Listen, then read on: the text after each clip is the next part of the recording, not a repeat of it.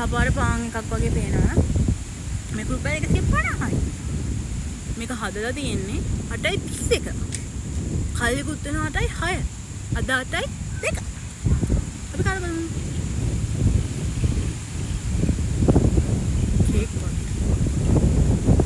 Cake එකට පැණි දාලා තියෙන්නේ. බටර් කේක් වගේ.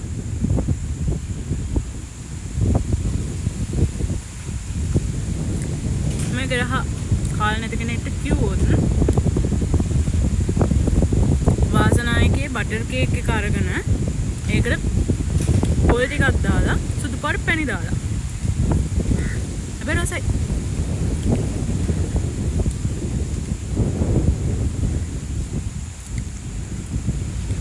කේක් තමයි.